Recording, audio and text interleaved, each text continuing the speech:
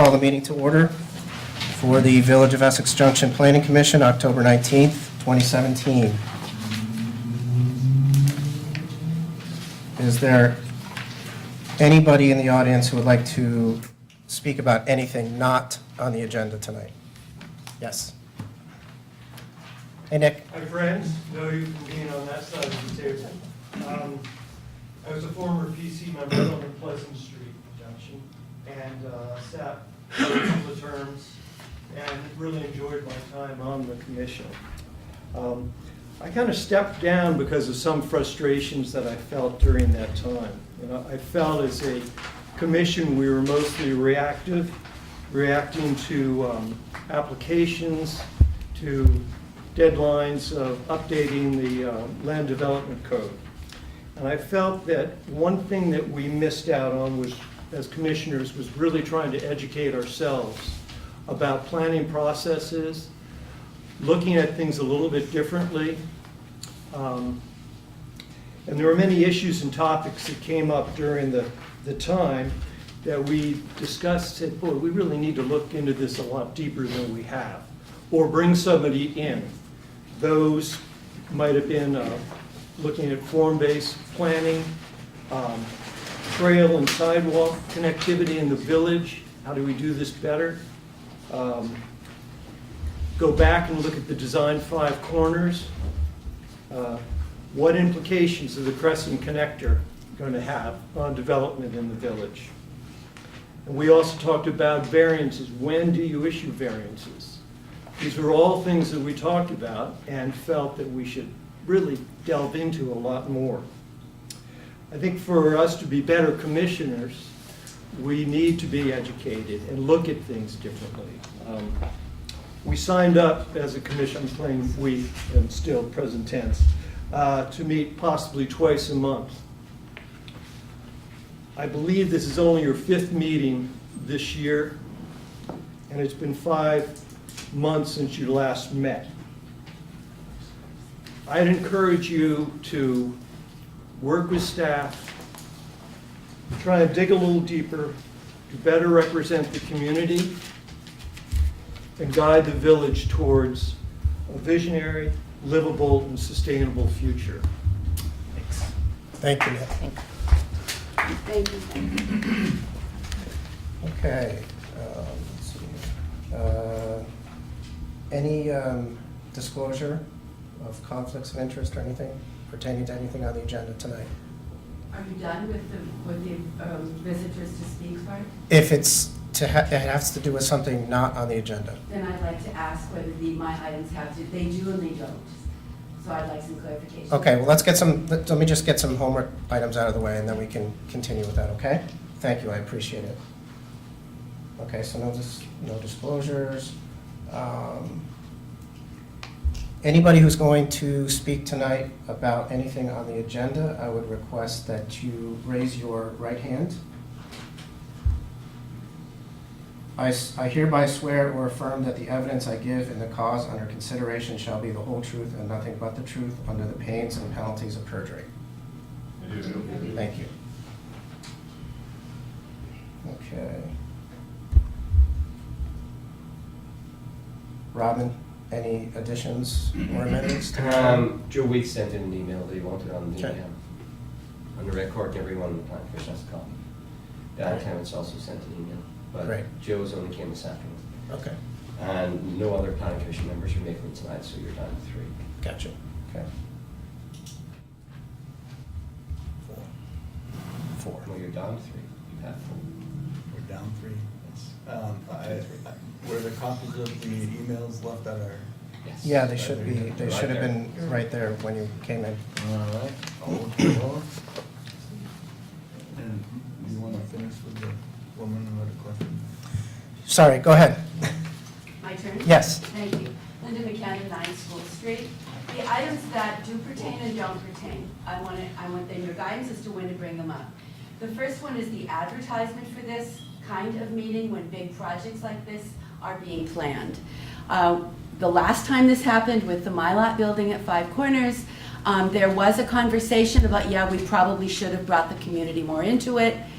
This time, I don't see it happening either, so I have a question about that. Watching as Burlington has confronted the proposed development of the Burlington Square Mall, they've had many, many public meetings, and were able and willing to listen to their citizens as they had questions and ideas. So that's number one.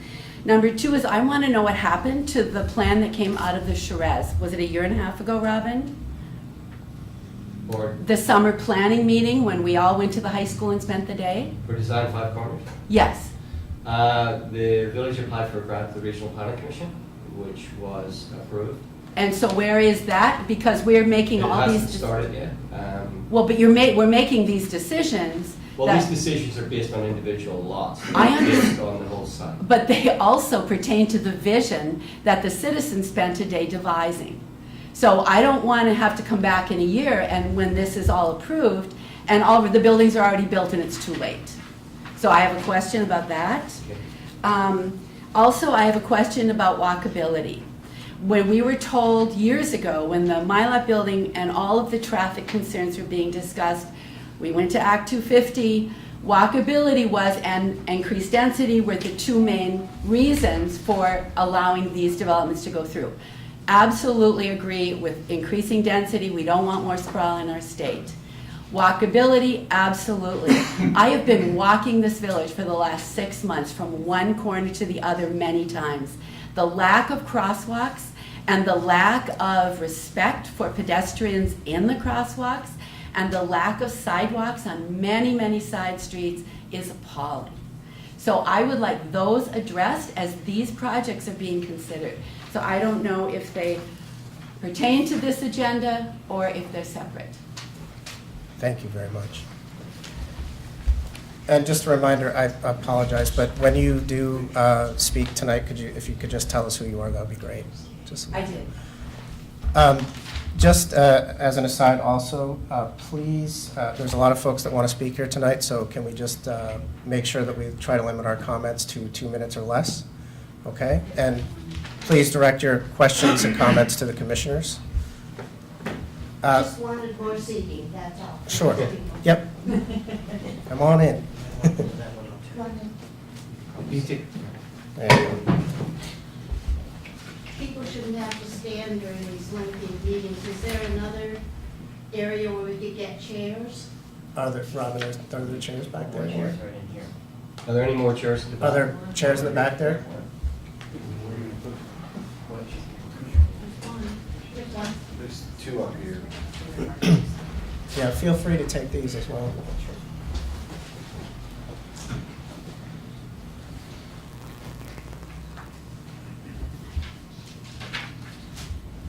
Okay, so let's move on to next on the agenda, which will be the minutes from the meeting of May 18th.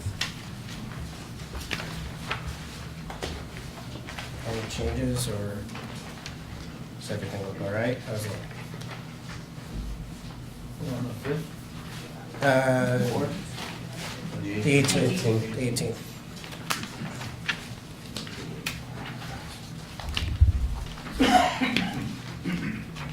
I'll make a motion to approve the minutes from the 18th. I have.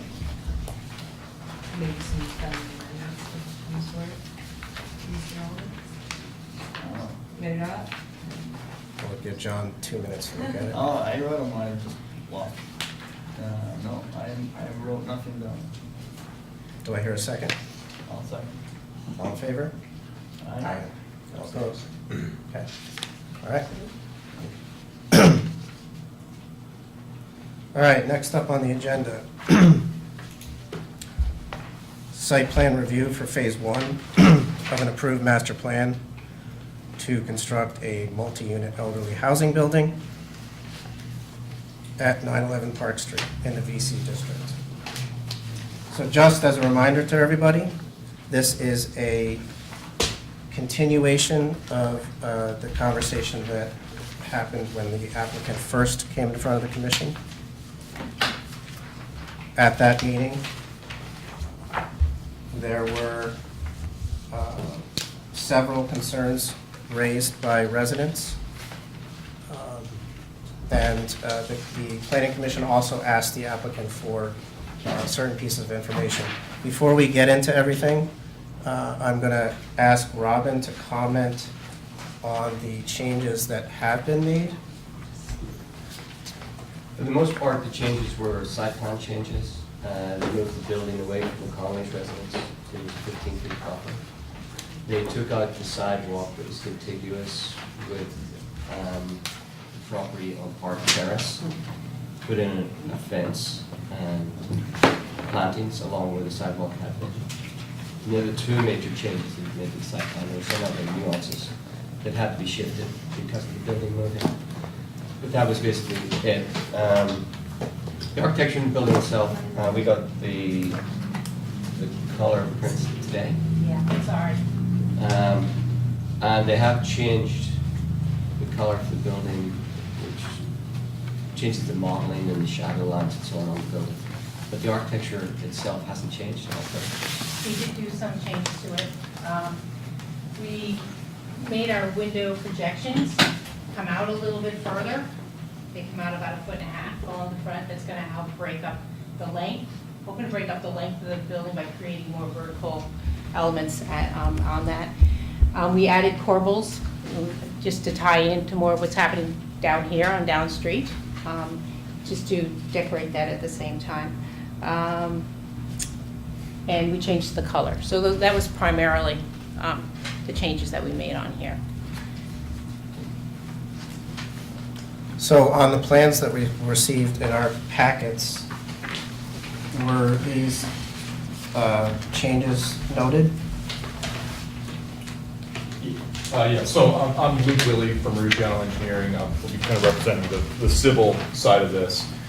So yes, no changes to the plans since the set you're looking at. So the changes that Robin mentioned are basically the extent of what we've done here since the last meeting. As Robin said, bumped the buildings forward by 4 feet in order to get the full 15 feet of separation on the west side. Added some more detailing on the hedgerow along that back line. Removed the sidewalk along this stretch and added a solid fence with some additional screening and landscaping. And that's basically it from the civil end, and all of those changes are reflected in what you're looking at. Okay. Can Go I make ahead. another comment? Sure. During the comments from our last meeting, it was asked that we take a look at maybe putting a pitched roof on this building. We did take a look at that, and Michelle, could you give your presentation from Luke's position so the audience can see it? sure. Thank you.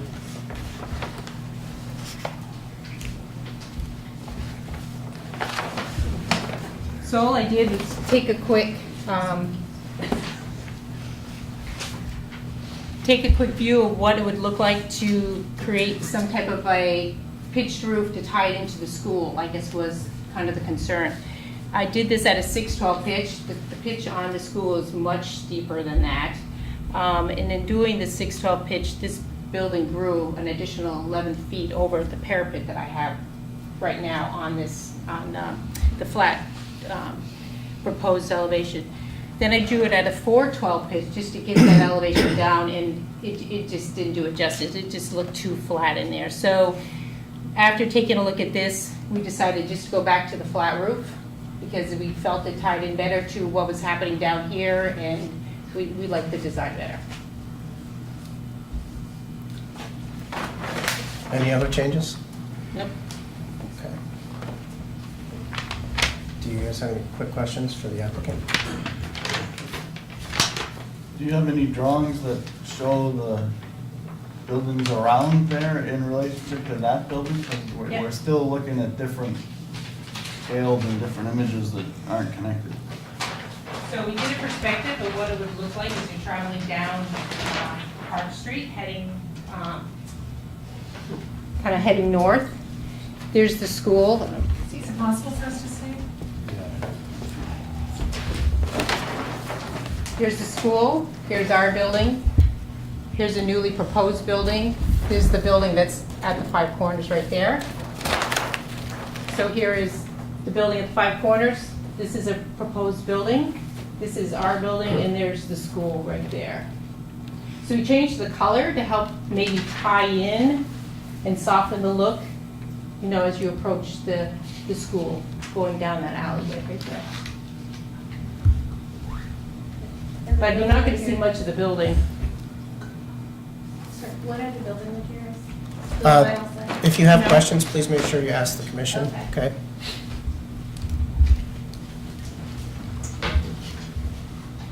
And you have samples of, oh, you want these. We're looking at a echo slide. It's kind of a wood composite horizontal siding. And that color is the khaki color. We're introducing a white trim and a cream color trim. I have another upgrade the elevation that you have on this colored elevation. We have a cement board, if you want to see what cement board is. And we're doing that in the country red color. It's on there. And then for our trim, we're using a floral trim or something similar to that, that is painted out.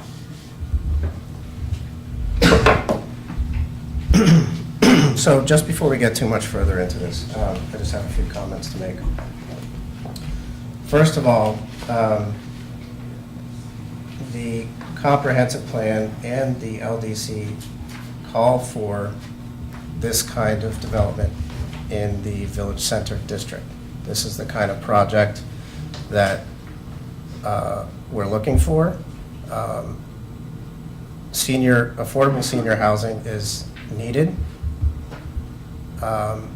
This particular plan, I feel, meets the basic minimum requirements for the VC district.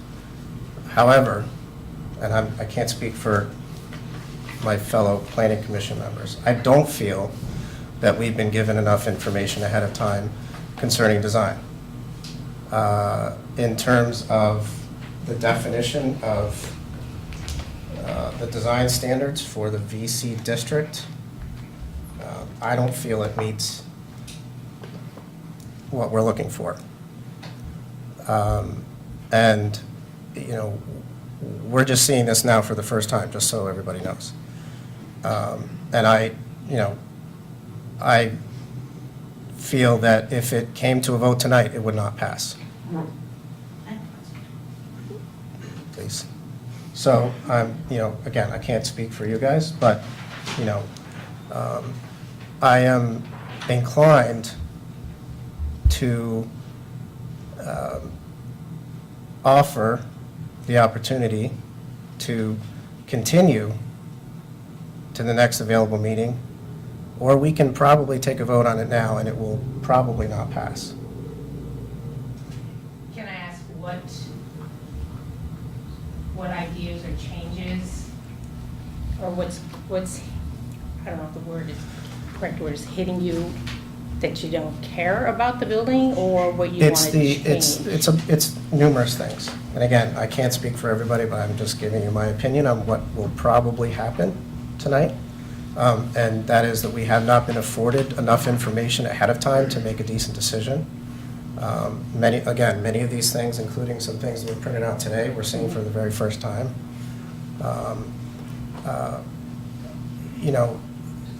In terms of what I prefer aesthetically is not necessarily what I'm trying to force on the applicant, but I don't feel that this process has been handled very well, honestly. So, I don't know if you guys want to make any comments, but, I am giving you the opportunity to,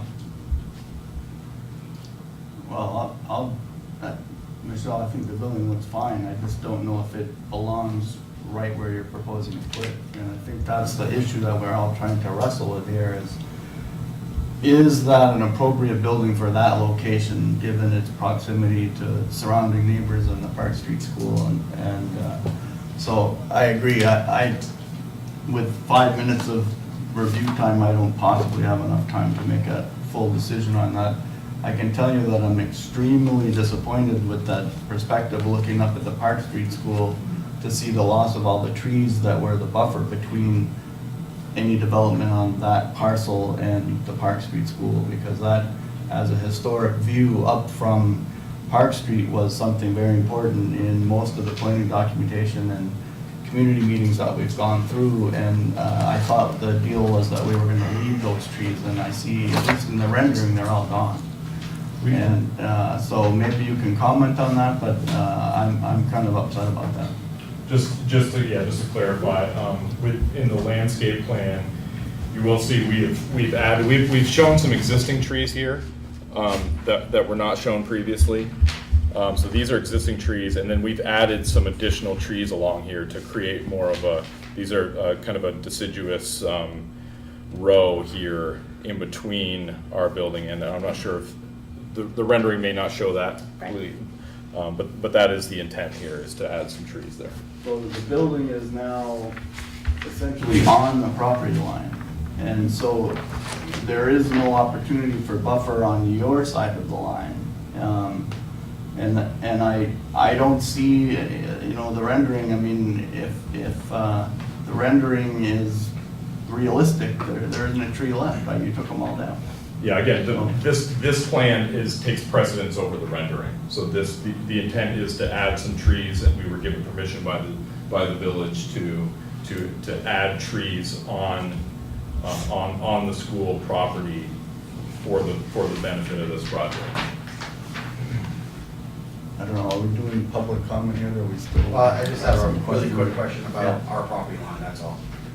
Yeah. Really quick. Sure, yep. So where the adjacent property to it, I'm Darren Conley, Yep. 5 School Street. So they show the property line with, I think, some type of hedge buffer between our two properties. But I'm not sure who owns those trees. So that's a concern I have, because I look at the markers that are on my property. One of them, I think, you guys did a few years ago with Park Street School. But then another one that's on what I think is done, I think half the trees are mine and half the trees are theirs. Right. So I'm just like, I don't want to lose my trees, like Robert, you're saying, I can you love comment on my that? trees. Can you comment on that? So, Well, because they pulled it back, the nearest point to the building's 15 feet from your property, some of it'll be further from your property.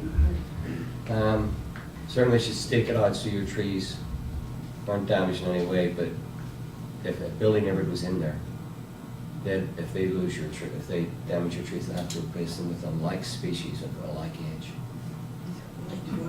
That makes sense. that would be really expensive, because the trees that are. For them, For them. yep, for them. But I mean, construction goes on all the time and can take those properties. That's all I was, Okay, let's just, everybody kind of hold it for just a second. I just want to be clear. I don't want to waste everybody's time here tonight, okay? So this is where I'm coming from, and I want to, hear what you guys think, because I'm not going to let this go any further if this is where we're at tonight.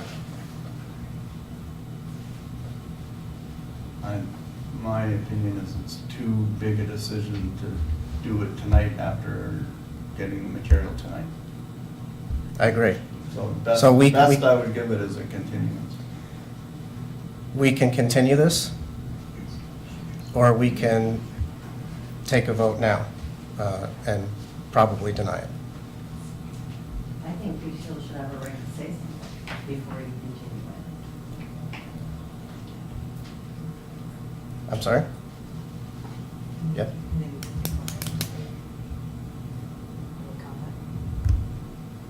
Okay, sure. Why don't we have a few comments? Go ahead, start. Can you pull that picture for that building right there, please? My name is Mary Leftport, and I live on Cascade Court. Thank you. That picture right there, please.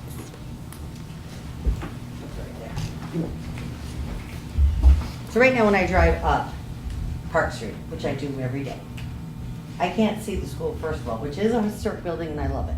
But I can't see it unless I stop directly in front of the driveway, right? Right. This building,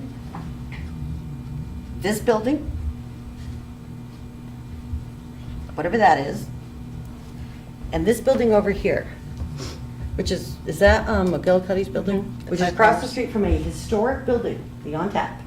So it used to be the Lincoln Inn. That building does nothing for the building across the street, except for shadow it out completely. They can't even change the color of the paint because it's a historic building. This building, that probably, I don't know how long it's been there, does nothing for our town. The looks of it, the shape of it. Yes, we have 200-year-old trees, which I appreciate you love your trees. I love trees. So I live in Vermont. We want to make sure your trees are safe, but we also want somewhere for my mother who's 86 and my father who's 86 to be able to live.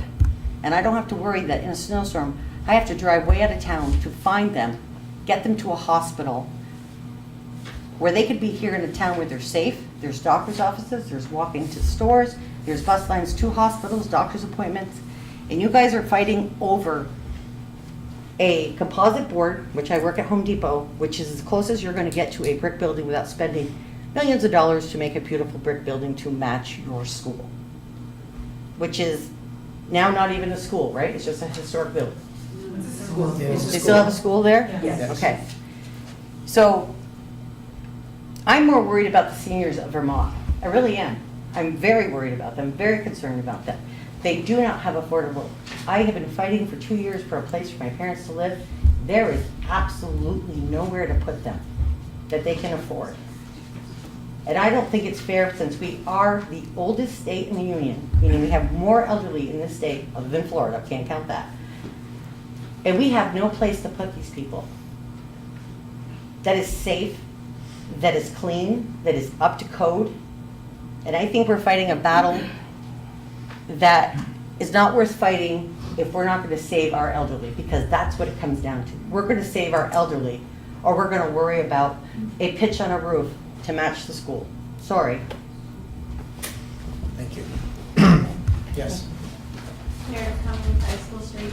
If I could just address that. I appreciate your concern for finding a place for your family. And we're not disputing that we do need senior housing. For us, the property is too big for the lot. So I think yes, we need senior housing, but I don't think this particular lot is the location for it. The scale, the size, everything, What about it's this too much. huge Park Street thing here that's Guys, please direct your comments to the commission, please. So- Thank you. In the way the plan is now, there's not adequate parking. Like, you're not gonna be able to find a parking spot to visit your mom. There's only 2 handicap spots. There's definitely some big design issues with this property, in my opinion, that still need to be addressed. Thank you. Yes. Hi, I'm Bob Provost. Hey, Bob. I would just like to piggyback.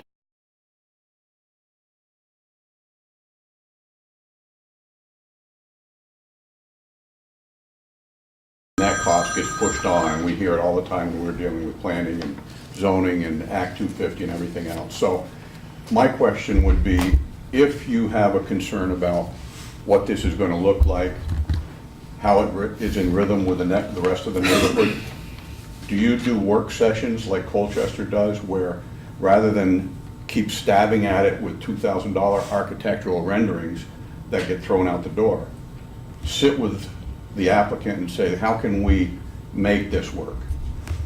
And it works very well in Colchester, and it's just something I'm throwing out there, but I can tell you, if I were in a situation where I had a parent who were both passed, but I wanted them in a walkable, safe community that's affordable, that's the best use you can possibly have there.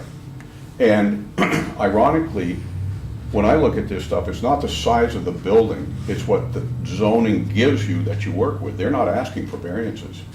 They're saying that's what they say I can do.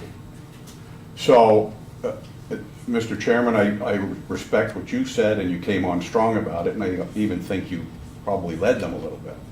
But the point that I'm trying to make is, how do we get past that and say, let's do a work session and let's massage this thing so you get what you want, they get what they want, and the owner of the property by right can do what you told him he could do.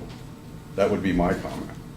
Thank you. I appreciate that, and I'll make a comment in reply to that. So nobody is denying the fact that we need affordable senior housing. That's definitely, this is something that I think we all want to see more of in Essex Junction. But, you know, our concerns is we have a large responsibility to make sure that in addition to providing the service that our residents need, we also provide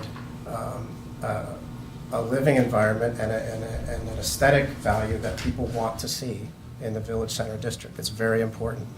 There are a lot of concerns, and so we want to make sure that we're thorough. We feel, or I feel, that the applicant in this case had adequate time to address concerns that were previously addressed and did not do so to our satisfaction. So that's why this is coming out like this tonight.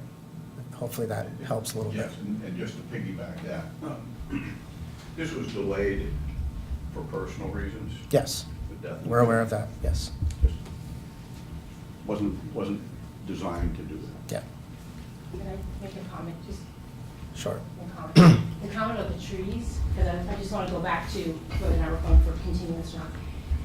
When I drove by, I've lived in Vermont in this area all my life, okay, and I never knew there was a schoolhouse back here. Because again, like she made the comment that you drive down here, unless you are stopped in traffic, you don't see the structure there. When I was coming back from Williston today, because of the row of trees there, you literally have to almost drive by and then turn this way to look to see the school. I understand wanting to keep trees and how nice the trees are and everything, but if you open up that gateway there to that school, visually you're going to be able to see it more now. And we do have some trees in this perspective, but I mean, they're not going to show up to be 4 stories tall, you know, in the general scheme of things right now. So we do have some plantings in there per his site plan. Right, great. Yes, sir. Yeah, my name's Edvon Sidus. I live over on Jackson Street. I've been hanging around the village since, about 70 years. The building, you didn't know what it was. It's the old Hood Creamery. Okay. I'm a little confused about what you said, Mr. Chairman, when you started. You said this fit the plan and everything, but then you said it wasn't the right building. Correct. How can it fit the plan? Is it the design of the building that's not liked? Sure, so let me Personal taste clarify, or what? I'll just try to clarify for you. If I misspoke, I apologize. What I mean to say is that in terms of the LDC or the code, the building fits. But in terms of design review and what our responsibilities are in the Village Center District in terms of design review, my opinion is it does not fit at this time. Would that view will change if the Hinsdale building goes up 3 stories high, where it is now. Then that's going to change the view not only of the school, but of this building in the back. You won't be able to see it. Easily. Potentially, it could be different, but we're talking about this particular application at this The time. trees, I'm sure there's some trees there that could be left. I mean, Right, I watched them strip Maple Street when I was a kid. They cut every tree in the place down. All the good maples went, it used to be an umbrella. And still, you know, the trees are coming back, but that's happened a lot around in the village. And I guess my point is that I think we're getting hung up on some picayune things. I'm a senior citizen. I'd like to move in there. that's great. So I could walk around the village and not have to drive to it all the time.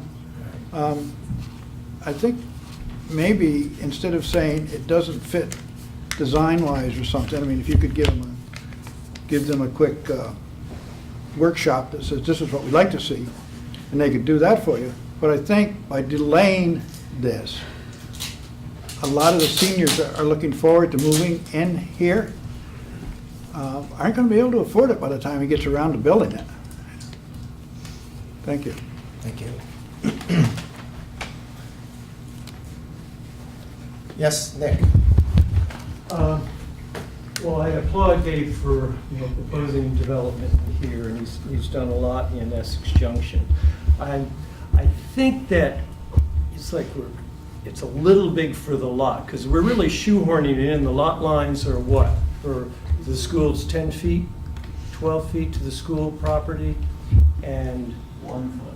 1 foot, okay. And then you took there was a sidewalk in there that you took out, and now we have a striped markings on the parking lot, which is going to be a sidewalk. Now, this is for elderly housing. Doesn't it make sense to have continuous sidewalks to that area rather than risking possible accident in the parking lot? And is there any green space outside at all for residents to enjoy? Any place at all, lawn area? We've got a courtyard area that's near the front.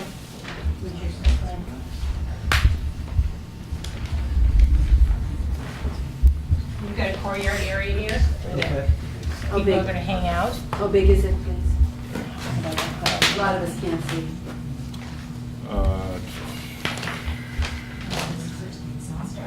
It's about 20 by 20, roughly. And then this is all green space Tucked in the back. behind the building as well. I'm just thinking, we're looking for amenities for elderly people too. This is a walkable community, and we really are trying to emphasize connectivity. And I don't think striping a parking lot is adequate for a sidewalk. And I know that's got restraints, so maybe downsizing the building a little bit to try and accommodate some of these other things. Thanks. Thanks, Nate. Yes, in the back? Me? Yes. I'm Ann White. I live at 10 School Street. What this gentleman just said was part of what I was hoping to bring up. The fact that in a senior environment, the lack of wide sidewalks to accommodate walkers and wheelchairs and accessibility is critical. The fact that you would have people in the wintertime, potentially, navigating snowbanks and icy terrain and cars turning around, I think is incredibly unpedestrian friendly. You also, it's nice to imagine what everything looks like in the summertime, but I think you also need to have that winter vision where when there's snowbanks and other hazards in the parking lot. The placement of the vent next to the neighbor's line, I have to say, it seems like there needs to be a very much more consideration. If you happen to be a resident who is unfortunate enough to have your home contiguous to a zoning area that allows 100% lot coverage and no green space, how do you make everybody work, have a livable space together? And there are, I believe, considerations in the land code for the distance between the property line and a residential property. There'll be headlights, there'll be noise, there's going to be a vent from the bottom, the underground parking. I mean, all those things come into play. It's not just McGillicuddy's building, which is smack in the middle of the Village Central. This is an oversized building butted up against residential homes that have been, I've lived in my home for over 30 years. I mean, we're talking about getting along, and this building just seems like it's too big for the site. I'm wondering if pets will be allowed. We're meeting lots of new pet owners from the McGillicuddy building who have no green space and need to walk their pets. I don't believe, did Mr. Handy ever specify affordability? I don't believe so. I believe Mr. Handy specified it would be a 55 and over building, but as far as having the rents be affordable or conform to any I believe sort in of... the last meeting he did. He did? Yes, he did. They're going to be affordable, Yes, they're remarkable units, yes. according to what standard? Please direct your Oh, comments okay, to the well, okay, commissioners. I'm just saying, if they are going to be affordable, that's great, but I don't recall seeing that in the specs. Sure. But the turning around, the fact that you've got all these different uses in such a tight area just seems to me to bear much more scrutiny, and I'm really happy that you guys are not so quick to sign off on this. I think there's a lot of impact, and we do need senior housing, but we need smart senior housing and compatible senior housing. Thank you. Thank you. Thank you. Okay. Just one quick last comment, if I could. One last comment. It's an interesting comment about the affordability, because sometimes people align affordability with a subsidy from a bank or BHFA or something like that. But how many people in this room know a builder that's building one-bedroom homes? There's none. They don't exist. So the alternative is to collectively put them together so that they are affordable, and that's what creates the affordability, is to collectively use the same lot with the density that's granted to you. So I'm a builder too, so I look at that, and I always have people coming to me saying, hey, can you put a cottage in my backyard, a one-bedroom cottage? You know, whether it's for someone whose spouse has passed away and he wants to live in a small house and rent out the 4-bedroom to somebody, so he's not dependent on Social Security or things like that. This is an alternative, not a solution. So there's not many tools out there in the toolbox we can use to build a one-bedroom home and make it affordable. So this is the alternative. Thank you. But it's a rental, it's not a home. It's somebody's home. One more Right, comment it's here. still a home. Exactly, but we're not, I know, but Go we're ahead. talking about In the front apartments. here. Like me? Yep. I'm Janet Wilson, I live at 2 School Street, right behind Park Street School. Is Mr. Handy adamant that he needs this size building? Or can I ask him? Well, I can, Gabe, do you want to comment on that? The size of the building? Yeah, are you adamant that you need a building that large? In the business world, that's where I am in business, and I own several buildings. I own also senior housing buildings, and to make the numbers work, I would need to get 43 units. If I don't get 43 units, I will reduce the size. More likely they're going to end up being 2-bedroom units. And my next choice would be to go straight rental, as the next building you're going to be hearing after I leave, what's going to be straight rental. I could go to a lesser unit with straight rental, but then it's going to be families or kids and noise factors. The fact is, to have senior housing, I need that many numbers, but also remember, seniors, they go to bed at 8 o'clock, they're not noisy. I mean, well, I know, but I'm just saying, you know, in an average, I do fall asleep at 9 o'clock. Yeah, so I say, Okay, but yep. also, David, Mr. Chairman, we listened to you very carefully at the last meeting when you said, postpone this. And I believe we came back with all the concern. You said, take the sidewalk off. We took the sidewalk off. I had a sidewalk. You guys asked me to remove it. I did. You asked me to add the stockade fence to protect the neighbors from headlight shining. Well, it would never shine anyway because the car would drive in facing the building, not parking towards. But I also provided the fencing. Moved the building 4 feet, pushed the exhaust fan further down. The exhaust fan doesn't run all the time. As you know, with the new energy efficiency, they only come on if they need it. 90% of the time, that fan will not run. These are the concerns. I believe I hired a professional to do a 3D CAD, as you guys requested. That was $2,000, and now you tell me you don't even like it. So if I'm sounding a little upset, I have the right. I know you put your hand up. I like that. The rendering is beautiful. We didn't say we didn't like it. We're still having an issue with the overall question about whether that building really fits in that location. So you're trying to tell me you don't too many units in there? Is that what you're also saying? These are the same issues that we had, that we asked to have clarification on. We gave you some suggestions on how the building might actually be softened so that it feels a little smaller. Personally, my biggest problem is 1 foot from the property line to Park Street School. It's illegal to do that unless you actually get your neighbor to say it's okay. In this case, it's the village, so I'm still looking for some clarification on how that works, because you can't exit your building without stepping on somebody else's property. I understand. And that, I still don't get that, I don't get that, but. The village was okay with me to have it for the line. I'll tell you that right up front. I have people sitting here. Yeah. I also give them permission to do the So- planting on the village property, to plant new trees. I mean, technically, as your rules are written, I meet all the setbacks. I'm not asking for any variances. The only thing you're trying to hang on me is the design review thing. And if you want to, no, well, this is what it's coming down to. I mean, That's a big thing.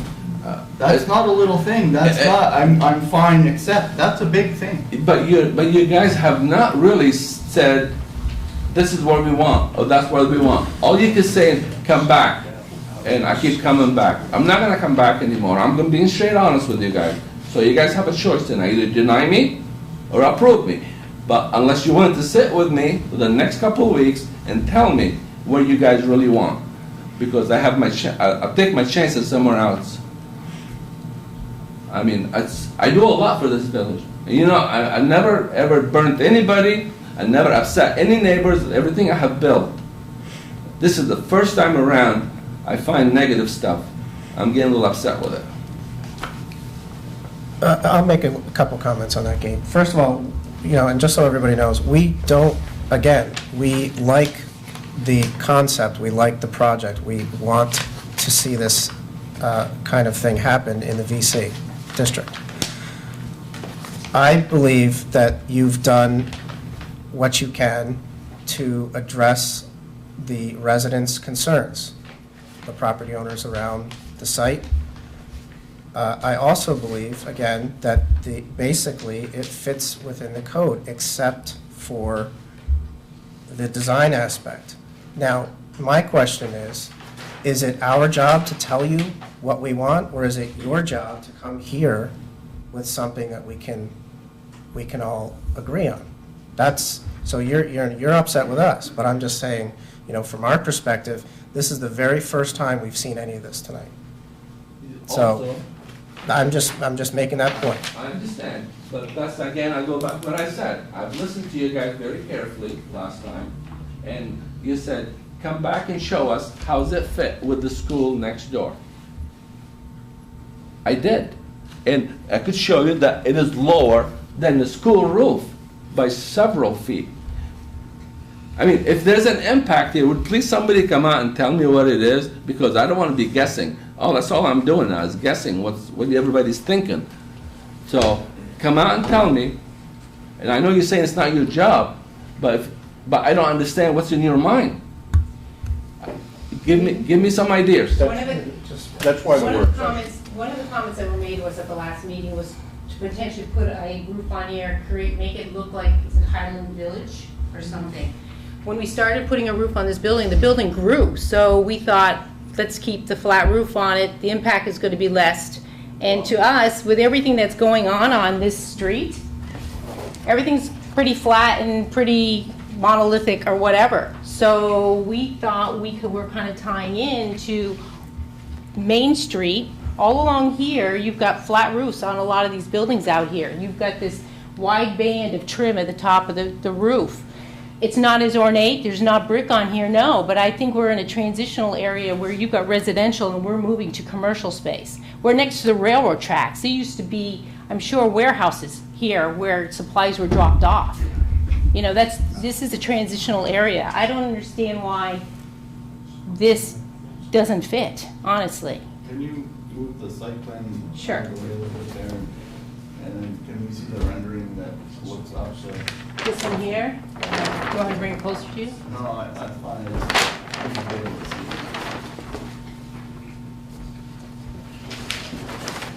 I mean, in the general scheme of things, you're not really going to see this building much. Well, but that's not the way it's rendered, and I guess that's why I've been after the tree issue, because it's not that I'm, you know, married to the trees. What I'm married to is the fact that there's some boundary between that building and the Park Street School. And right now, the way it's rendered, and I agree, this building is behind a lot of stuff, you know, from almost every direction. It's behind things, except from the Park Street School viewpoint, which this drawing happens to show. And the issue is that you now have no visual anything between this new building and the historic Park Street School. And that has been a big issue in the past, and it's governed a lot of decisions. And so I'm not, this is the first time I'm seeing it, and I'm not ready to say, well, that doesn't matter. That still matters a lot. So if there really are supposed to be trees in there, There are There are trees shown. trees, it's fall foliage. it's They're possible. yellow, I don't see any they trees. blend in. They're right here. And Those we're are not, like 6 feet high. What happened to the ones that are 50 feet high now? Are they gone? Is well, that- yeah, that's what I because wanna know. we're building on the property line, right? So those trees have to be removed. They're on his property. And so that's the issue. And we asked, and this may be a village matter, but that boundary needs, I think it's very important that that boundary be maintained. So, do we have to wait 50 years for the trees to grow up before everybody decides that they're there again? Or can we get some, I think the village has to understand that these trees are on their property, so even if he plants them, those really should be there. But I think the fire chief is probably gonna state, when we meet with him, what type of tree or how close he wants the trees to be against that building too at the same time. If he has choice, he wouldn't have any. I've met with him on projects. Yeah, so. I think it's a negative impact to the Park Street School, so, I've run into this myself, it's a tough call, but Okay. I think that John, Park Street School is being negatively impacted. We can get more into that, but I want to finish up with the public comments. I'll take a couple more, if there are one more. Well, I'm wondering about the exhaust fan. I did notice that it was moved. I didn't know if it was omitted or where it's been moved to. My concerns are, we walk down to McGillicuddy's fairly often, and if we're near that grate, we cannot hear each other talk. And so I downloaded a handy dandy app. It's 100 decibels. I'm really concerned about the proximity to my property, as it is with the Park Street School. They have a HVAC unit that runs even in the winter. We'll be outside, playing in the hammock, playing with the dogs, whatever, and that thing comes on, and we can't really hear each other. I'm really, really concerned about this exhaust vent and its location. I don't think it should be anywhere remotely near residences. At the last meeting, we did state that if there was a noise issue, that we could build, I'm gonna call it a doghouse. I've built those before around those type of exhaust fans, and they work fine. So what is the new location? You said it was relocated? It was relocated. It was moved. Yeah, it's down.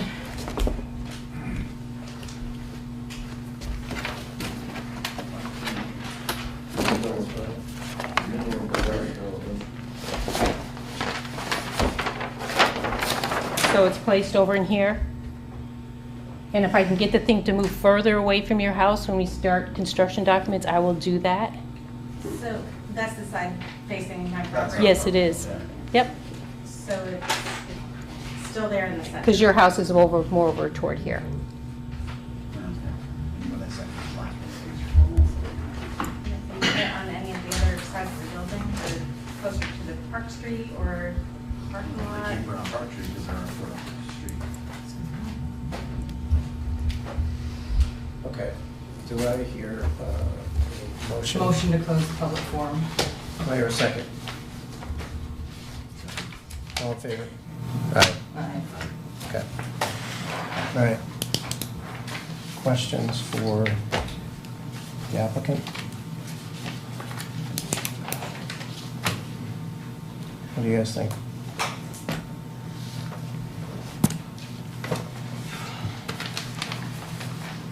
John? I'm sticking with what I said before. I think it's entirely unfair that we get stuff the night of the meeting and we have to make a ruling on it. That's not how this works. It's way too big a project. It's got a lot of competing interests. I don't think we've solved the basic issues of safety in the parking lot.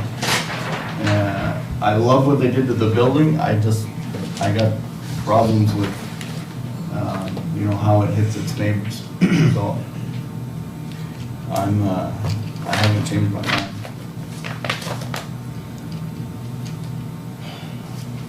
Yeah, again, I keep going back to the fact that I just did, we don't feel that we had enough information beforehand to make a good decision about this. And there's still, I said it the first time we had this discussion, that it's there, but it's not there yet. It's not ready. And there's too many unanswered questions at this I apologize for point. that. I did not deliver the drawings last week. I had them delivered from the printers. I did not realize they didn't include the colored drawings with this. When, who is it in your office? Terry? When she told me first thing this morning, I printed them and I sent them right over there as fast as I could. So I apologize. I did not realize they did not get delivered. But they were part of the package I sent to the printers. We've had this come up before where people have, we felt as a commission that the project wasn't complete when we were asked to make a decision. And, going back on some of the conversations that we've had, this is too important. It's the Village Center. It's a building that's going to be around for a long, long time. We want this to happen, but I'm not inclined to, I just feel like it needs to be tweaked a little bit. It needs to be better. Thoughts? I agree with all of the comments, and I'm also, I recognize what Gabe is saying about the money and stuff that he has to, keep putting into this project, and Bob's comments regarding a work session. So I don't know how feasible that is to do something. I know they work with staff. Right. But if it's possible to call a work session and. Well, if we continue it. Right. Like we were talking, like I offered before, Yeah. then, I'm assuming that opportunity would be there. Sure. Just have to warn them, is it- And I don't have any issues with that at all. I have absolutely no issues with that at all. But I'm not willing to make this a yes vote tonight. So, if you guys want to do that. I'm happy to do a work session. Yeah, I'm happy to do a work session. I mean, I don't know. I guess the way I try and think about this is that the good decision is when everyone's equally unhappy. And I feel like there are going to be some people who are going to be unhappy because it's the Village Center, and the Village Center is promoting growth, dense growth, which is what, we need for a Village Center to grow, and for there to be walkability, there needs to be a number of density of people. So there are going to be big buildings coming in.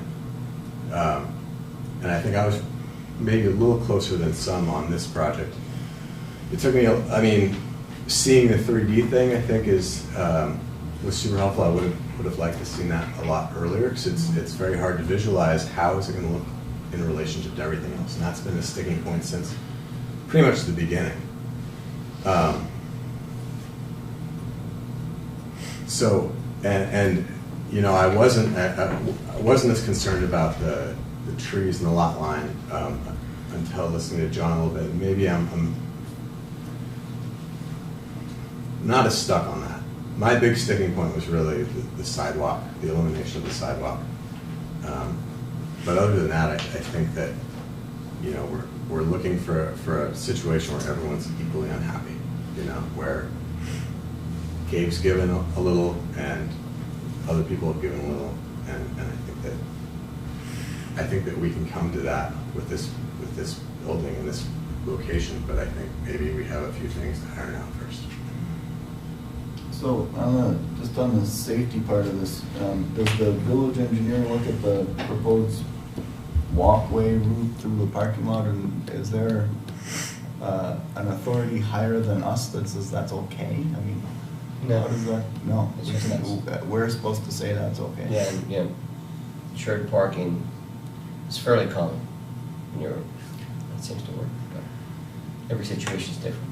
What do you mean shared park? Shared Shared surface. Oh, shared surface. So is that treated differently than the rest of the pavement, for example? So it's less slippery than a regular parking lot? Yeah, yes. Textured pavement or Yes, something? yes. Yeah, I don't really have an issue with the lot line either. That wasn't my main concern.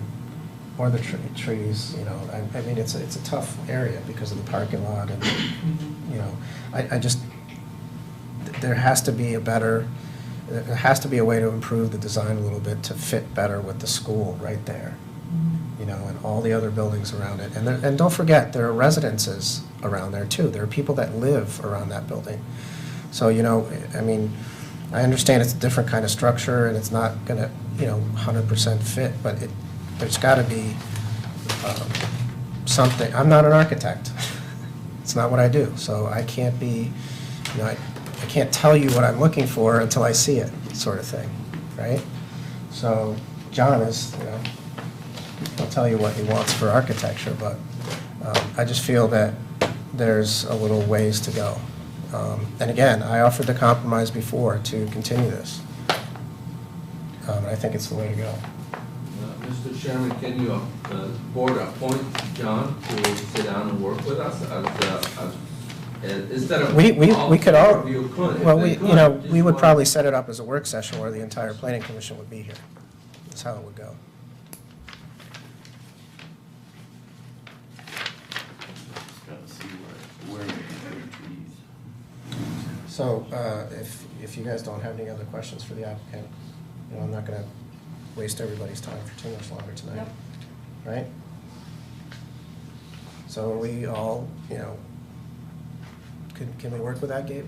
I mean, in terms of, you know, continuation, I know, you know, I understand the money and the time, but, you know, I really feel, I was hoping to have something in the ground starting first of the year. It doesn't look at now, so when's the next meeting is the well, question. we'll figure that out by the end of this meeting.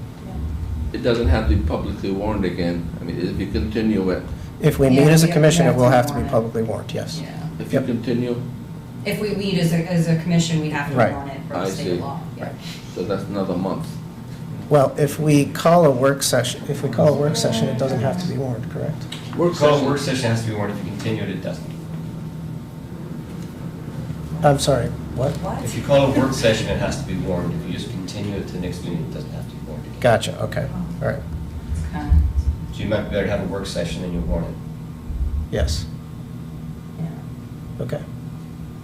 But we still have to continue it until the next meeting. Absolutely, that's why we warn it. Yep. Okay, great. Okay, so let's do that. Fine with me. Can we just have the work session and then ask for the continuous that gets warned? I mean, you could end up with 50 people. Nobody's opinion is going to be the same in this meeting. I mean, realistically. Really? I mean, Well, if we don't continue it, A work session without public comment, is that, no, no. no.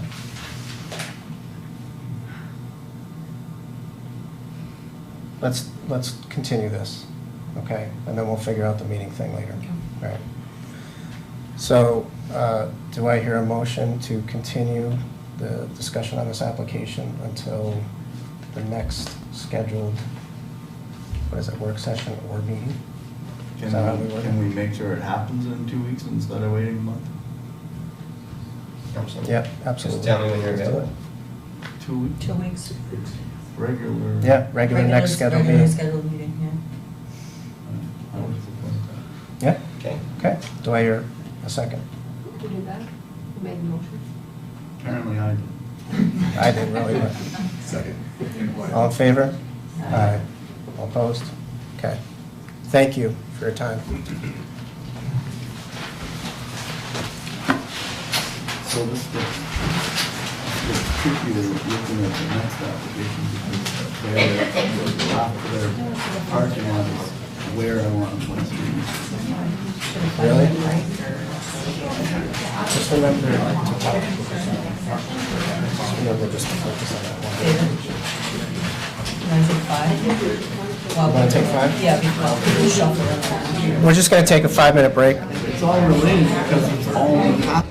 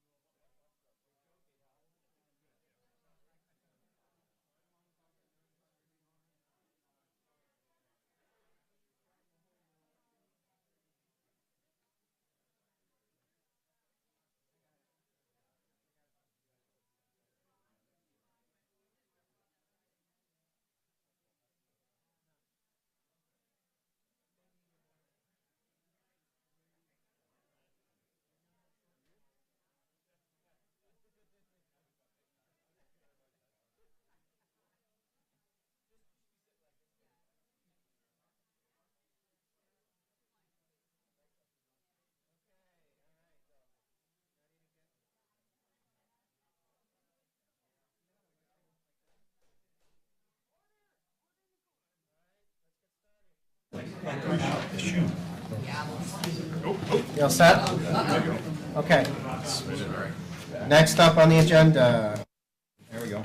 Conceptual site plan for a proposed mixed-use development at 1523 Park Street in the VC District. Is the applicant here? Yes, you're all here. All right, take it away. Robin, do you want to comment first? Sure. I don't know how many people saw my staff report. It was on the village website. But I was pleased to see this building coming in. I do believe it raises the bar for architectural design in the village center district. I hope other people come back and clear. And they accommodated staff requests that they give us to give the village 10 foot of sidewalk. We're going to have a wider sidewalk outside the new building so people can sit outside, hopefully a nice restaurant. Doing that, they lost some parking spaces. They were hoping to do underground parking. But unlike 4 Pearl Street, the water table this site's about 3.5 feet.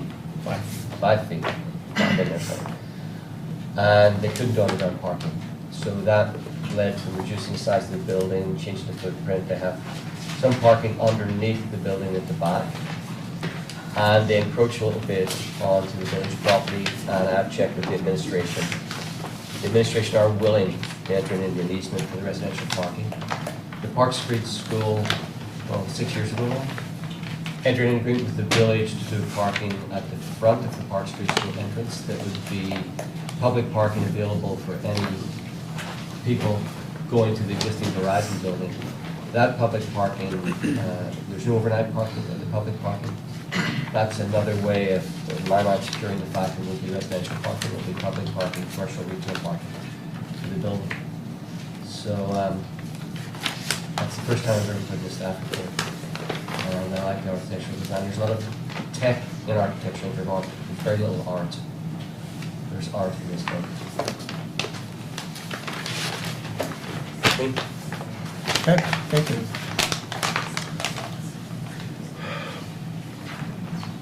I'm Don Stewart from Stewart Construction.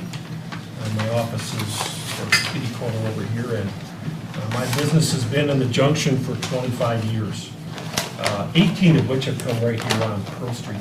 And downtown Essex Junction is my neighborhood, and the families on Park Terrace and School Street are my neighbors. And our approach has been to build something that makes sense in this neighborhood and for our neighbors as well. So we're here tonight to present to the Planning Commission a new building on Park Street. And the site has been in the Hinsdale family for 40 years. The current structure, though it houses 3 commercial tenants and 1 apartment, has outlived its serviceable life. It's time for a new approach, and that's what we bring tonight. In the Land Development Code, Essex Junction has designated the village center as a way to preserve and enhance the village through new development. What Hinsdale Properties is proposing, I believe, is a perfect fit for that vision. The area is becoming increasingly urban by design. It is a walkable downtown, and this project will connect new businesses and new tenants to the existing downtown in a way that will contribute to the overall social and economic strength of the village center. So careful consideration has gone into the design of the building. We have reviewed the village land development code. We have considered the impact on the neighbors of the neighborhood. And we spent considerable time discussing the purpose and design of the building with the community development director. And we believe we've come up with a building that will enhance the collective sense of community in Essex Junction. The new building will have an engaging community sense to it. It'll have a walking terrace in the front of the building that will lead to both storefront and overhead door entrances that will make walking into the businesses that are there both easy and attractive. We have reduced the impact on the neighbors by parking behind the building and screening the parking screening, and plus there's additional screening of the parking that is underneath the building. So what are we trying to accomplish? And maybe that's really the most important thing tonight, to try to help you all understand, both the board and our neighbors. What we're trying to do is, we're trying to accomplish is to dramatically improve the sense of Park Street, including moving the parking behind the building. And so this allows for an artistic streetscape leading to a welcoming entrance to the building. So what we're after is something that is easy for people to access and will, on Park Street, give a sense of continuity as you come into this section of the downtown development area. We're after building a beautiful building where the design harmoniously blends modern and historic elements in the village center. And we'll get into this more as our architect speaks about the building. We're also excited to provide new retail spaces in a walkable environment. We're going to bring new market rate one-bedroom and studio apartments to downtown. We'll bring tenants in that are excited about living in the downtown Essex Junction, in part because of the easy access to public transportation, on-site parking, and benefits like indoor bike storage. We are trying to continue to add to the defined urban sense of the Village Center District, increase the economic viability of downtown, and add to the social fabric of Essex Junction. This is a legacy this is a legacy building for the Hinsdale family. After 40 years, they have made a significant commitment to really upgrade and add something that will be a tremendous contribution to the downtown area. And I believe that the building is consistent with the expectations that have been set forth in the Land Development Code and goes right to the need for new, well-designed, human-scale buildings that comfortably fit into our village. And we will now go and talk about, Derek Reed from Krebs and Lansing will talk about the civil and parking issues. So as Don said, my name is Derek Reed. I'm with Krebs and Lansing, civil engineer. Don gave a much more broad overview of the building, and I'll give a little bit more of the technical overview. So the site, as is mentioned, was the building is sited 10 feet back from the property line to sort of make that front entrance more attractive, more welcoming, walkable, usable. Landscaping in the front, you can see from the site that there's not a lot of green space. We've maximized the lot with building and with parking. We've provided a loading area just to the south that will get vehicles off the roadway while entering the commercial space. We've added there's 28 units, 26 apartments and 2 studios, and the Hinsdales it was very important that at least a parking space for each unit was available. So we have provided the 28 plus additional parking spaces for the commercial space or visitors of the space. We also have parking available across the street, the 8 spaces here. We have, depending on time of day, there's an additional 21 up behind, if you go back to the Google, yeah. There's an additional 21 up in this area, and then on-street parking that's available, all in close proximity to our site. There's 19 spaces over here. We have a bus stop right in front of our parcel that we're maintaining. So certainly the project is trying to do the best we can to balance the parking requirements and the village center feel. As far as stormwater, that is important. This project, we mentioned that the water table is very high out here, so this is a challenging site because it's very sandy, but the high water table makes the stormwater system challenging. We put chambers underneath the parking lot that you won't see, but they'll collect and infiltrate the runoff, and we maximize as much of the site as we could, but we're kind of balancing elevations because the water table dictates our stormwater system. So we ended up also collecting some of the school property, and we're treating off-site stormwater as well to sort of mitigate what we weren't treating in our site. The building is fed by municipal water and sewer. That we're, we've worked with the village to design a system that is acceptable. I think that kind of highlights the civil technical side of things, and Israel will get into the building. Sure. Thank you. I'm Israel Smith from Smith Buckley Architects. We're really excited to share this design with you today. I think we really wanted to to make something that was in keeping with the Village Center guidelines and criteria. We think that those are really aligned with the way that we like to make buildings and make downtowns.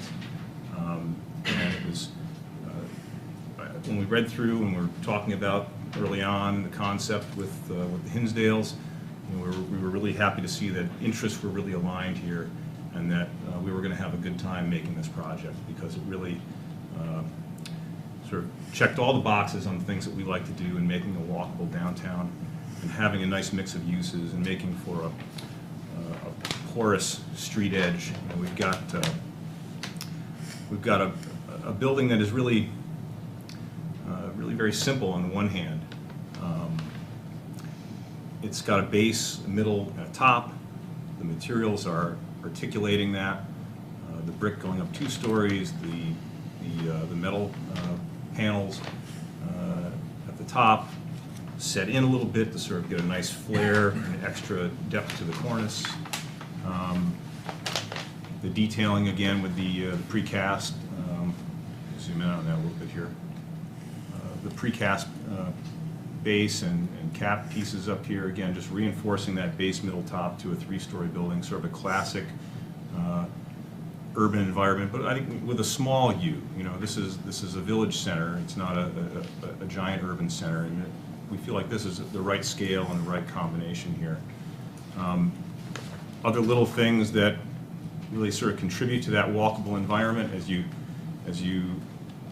focus on this ground floor here. You have the entranceways are articulated in different ways between the different commercial spaces. We've got a little sort of cowling and sign band accenting this entrance, and then a canopy over here. So these are sort of little centers of attention on the building. So we have multiple areas of activity in and out, but also they work together as a whole and sort of bring the whole thing. When you stand back, it all works together.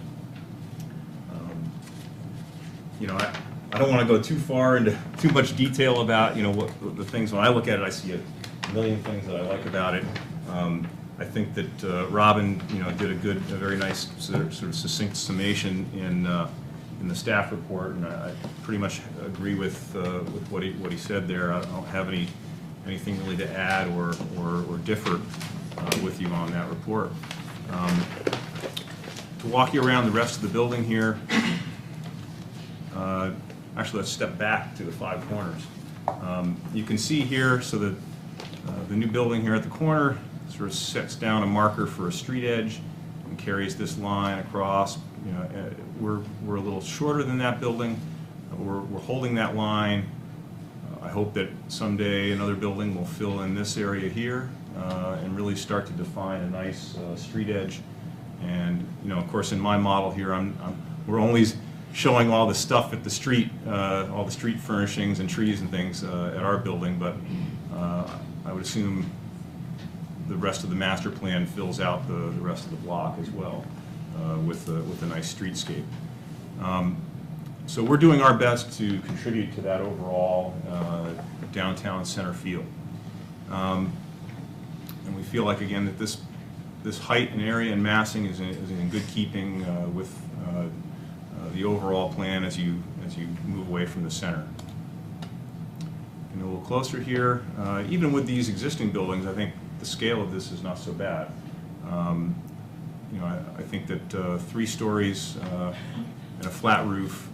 You see a lot of this these days mixed in with the older, more traditional 2.5 story peak roof buildings, and I think it's just right as an old and new contrast there.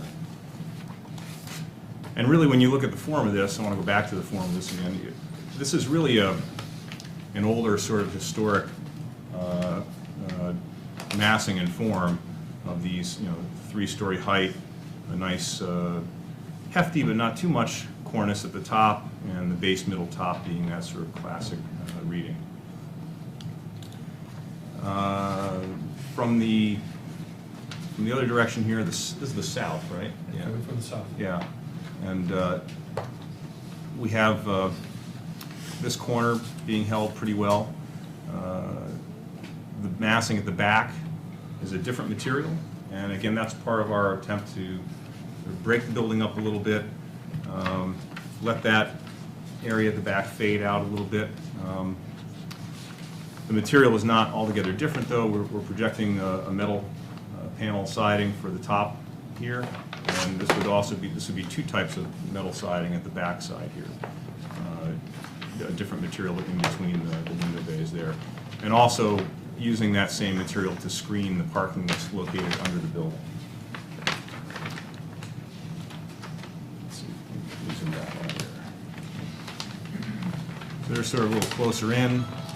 I really like how the canopy extends the sort of human scale and kind of starts to make a little bit of an enclosure with the tree canopies and things like that. I think it really starts to make a nice experience to walk around.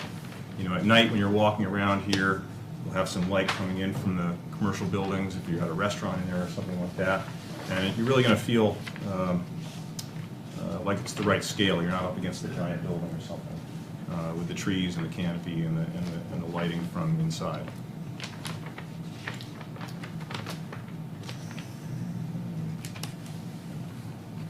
This is a view from the back side here. This is actually the apartment building entrance here. The commercial space entrances are on the street side. Folks that are coming to the apartments, there's a walkway that connects from the front, and this is sort of highlighting the entrance here. This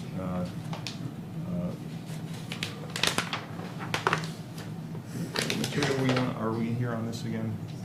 This material here? That is like a propane panel, like a cement, Okay. Cement, Okay. glazed cement panel. Okay.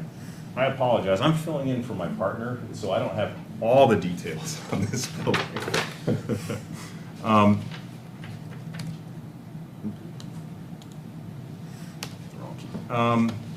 So this is a different material here that's, again, bringing the scale down. Instead of a large brick facade here at the apartment entrance, we have a panel material here, something that is nice when you walk up and touch it. Again, the overall site, which we talked a little bit about, I want to focus in a little bit on how nice this this front entry point is here. We've got multiple ways to get up a couple of steps onto this slightly elevated terrace area, where you could have outdoor seating if it was a restaurant or cafe. If it was a retail establishment, you might have a little sidewalk sale out there or something like that. It creates a little bit of a buffer, allows us to have a more generous landscape in the area as well, and I think really helps to set the building off and create a nice public realm and zone here at the street front. So that's it, I think. There may have been something else here. Let me see. No, I think I covered it. Great. Yeah, I could go on if you want me to, but That's good. Okay. That's good. Thank you, thank you. At this time, well, actually. Can I say something? Sure, go ahead. The trouble in the staff report that neither of us covered. I think there is the one area of your front of your building that was a little, if you can. Oh, yeah, yep. Just a little. Yeah, I welcome that comment. I thought that was spot on. The minute we saw that the note in the staff report, Cleary and I said, oh yeah, we really want to work on that a little bit more. what Robin's referring to is these windows here. They're these sort of squarish windows, and was hoping for maybe something, like, what did you say, was feeling unresolved there? Yeah, I think that's what I said. I think it's an opportunity for public art. There was an event that happened just last month here. It was led by 2 residents of the village, Steamfest, and I think maybe they could work with you guys for some public art that would look right there and not take away from the building, which I love. I think that may be something to think There should about. be money in your budget because of the landscaping 2% that you're not going to reach. I see. Well, I don't know, those trees are really big. One of those are 400 or 500 feet high. I'm going to remember you said that. I think the discussion about public art is a good one. I think I'd like to perhaps decouple it from this particular unresolved area, because I'd like a shot at actually getting the building right in that area before we look at putting art there. It's sort of the, it's a little bit of the, architects grow ivy discussion. I would like to think about these windows a little bit more and come back to you with, we may want to put art architecture. Yeah, well, we may want to put public art there, or we may actually come to you with a slightly different design for this that everyone likes. And I'd just like the opportunity to do that when we come back. Yeah, that's fine. I'll let you guys fight it out. So I just wanted to make one point, and for those of you who may not have understand what we're looking at here, this is a conceptual site plan, so it's not a final plan tonight. This is just conceptual, okay? Just wanted to make that point. And I'd like to invite the commission members to ask questions. Let's do this first. I only have a couple. That's amazing. Surprising. You guys are lucky. Maybe 3 or 4. That's not. First, nice presentation by all of you. It really helps to understand where you're coming from on this, and I think we've all seen that property for a while, and we know it's right for something, and this is a nice, fairly major upgrade. So thanks for that. I'll just start out with my architectural one. I was sort of offended by the notion that you would refer to something on there as unresolved. I like the opportunity word better, but it's a friendly thing, but we have going. But I was struck by one thing, and that is that for the last hundreds of years, the sort of street level first floor was traditionally broken apart from the upper levels with something, like the fenestration was different, or there was a sign band, or there was canopies, or there was something. And if you actually look at your fenestration pattern, it doesn't do that, and there's no horizontal. And that may be a reflection of something a little more modern, or it may be a reflection of something that's going on inside that we don't know about. But I just wondered if you could comment on that. You're thinking of some sort of horizontal band or something along here. Well, just I'm not saying you need one. I'm saying I don't know why it's not there, and it took me until I saw the colored renderings to make out that there are overhead doors there, which is kind of nice, because we get asked to do that a lot on these type of projects. So the fenestration type changed, but the opening organization didn't change. And so that's the difference. Usually the whole facade changes at the first floor, not just what's in the opening. The openings actually change. So that didn't happen here, and I just curious. Yeah. Exactly what you said. We often do something with a horizontal band or something, or a break in a different material at the base like that. On this one, we wanted to try and do it with the openings and with the solid void relationship to make that distinction between the bottom here and the top. I think it was fairly successful. I think that the canopy and this sign band here helped to reinforce that line as well, rather than a literal break line or a different material. But we didn't want to, part of what we were trying to do was to not necessarily just sort of mimic the old forms just because. I think sometimes that's a useful device. I think here we sort of liked it without it. And we tried it both ways and sort of said, we like that. It feels a little more clean and contemporary enough today. It is interesting. You have a number of things that feel very comfortable and recognizable, and then, little thing like that, and you left something out, and it makes a big difference. So but it's fine. It's fine. I just was curious. I think not having that detail actually tames down the building a little bit. It actually makes it look, it fits better, I think. Agreed. Can you? How wide is that front terrace, and do you see tables and little cafe chairs and stuff possibly out there? Is that a It's the full width of the possibility? building, John. No, I mean Up Talking about the other way. Between 10 and 12 feet. So it's plenty big enough for a little terrace kind of thing. That was the design. Yeah. And the landscaping out there, which I think is admirable, do you, is it gonna make it? I mean, it's tough to maintain landscaping in, it's a sea of sidewalk and driveways and, spray from the salt trucks and all the rest of that. I'm guessing that's gonna be tough to really keep.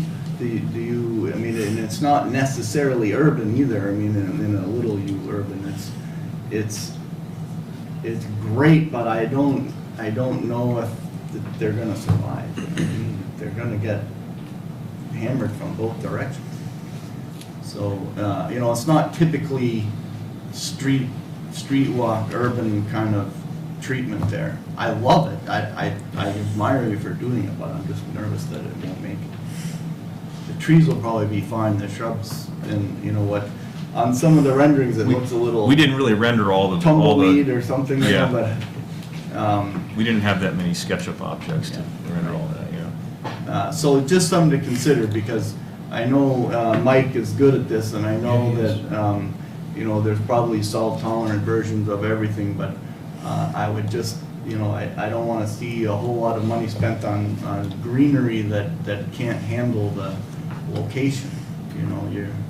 You're asking a lot of it. That's a good point. And considering you're not going to be able to utilize the 2%, the full 2%, of the budget, it may be a good idea just to, Well, there are other forms that it could take. The landscaping could, maybe you faced it in granite or something, and, your budget's shot on stone instead of green stuff that can't handle. Sure. So there are things you can do there that might be more, just hardy, I guess. Just a thought.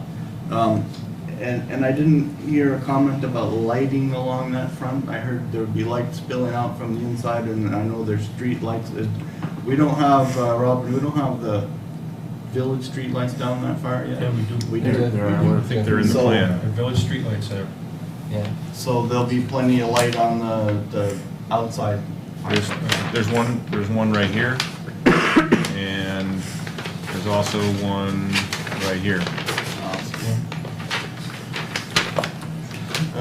So, Robin, I'll go back to, did these plans come to you in color? Can we get these in color on these types of submissions when they're obviously done in color? Can we get them in color?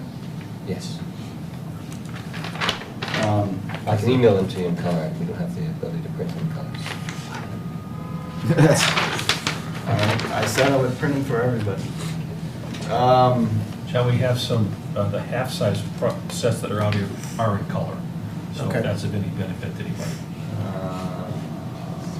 I had a quick question about those are my sorry, comments. about the stormwater, back to the stormwater, the storage tanks. Yeah. That you had mentioned. Is that similar to what they did in this building here? Robin, can you comment on that? It is similar. In terms of the technology Yes. that they're using? Yeah, it's on the parking lot. That's good. Yeah, they're sort of, they're like a corrugated yellow dome that water fills up and then just keeps getting piped to the Yep. next one and eventually.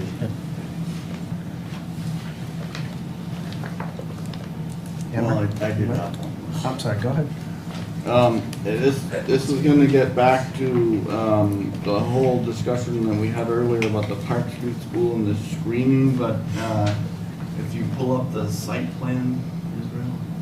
This one or the other one? Yeah, well, do you have the I- one I that have the shows a engineering little bit one, more? yep. Towards the, That one? yeah. So, again, this is a project that relies a little bit on the generosity of its neighbor, which is fine. The arrangements have been planned for years, that this kind of thing would happen.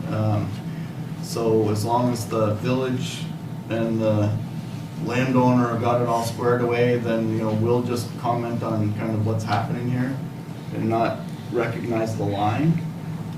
But as you head sort of with your view up the hill towards the school, the best place to put a tree is right there, right? That corner that would be the last piece of the Hinsdale project corner before the new proposed driveway comes out from the parcel above. And then immediately on the other side, those locations, if those can be kind of beefed up, that will go a long way towards addressing any issues that either project has in affecting the, what's still basically kind of that Park Street School. Which two, are you talking about two corners? This one? That one And then- and the one that's just off your picture there. Oh, It's the okay, other side of the over here. driveway. So it's southwest, the southwest corner of the Yeah. Hinsdale property, where there is a tree shown. Yep. And so just to make sure I understand what you're after, John, we've got a sizable tree there. Are you Yeah. looking for something I'm different just saying than that? that's, I think the whole area, the whole situation can be improved by making sure that's as dense as we can get it, so, maybe there are two trees, or maybe there's, just make sure we're looking at that, because that's a key piece to a much bigger issue. Yeah. That's a good And then the other corner is not on your project, it's. Right. Okay, sorry. Amber, did you have? Yeah, I have a couple of comments. No research that I might have more than that, but I think it's exciting, that for the opportunity to do this with this space.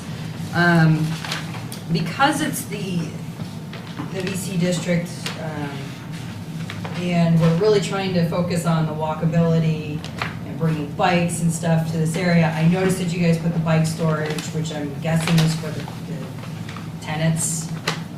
Is there a spot maybe here that you could put a bike rack for those that are coming into commercial spaces? Somehow incorporate that into the model. There is.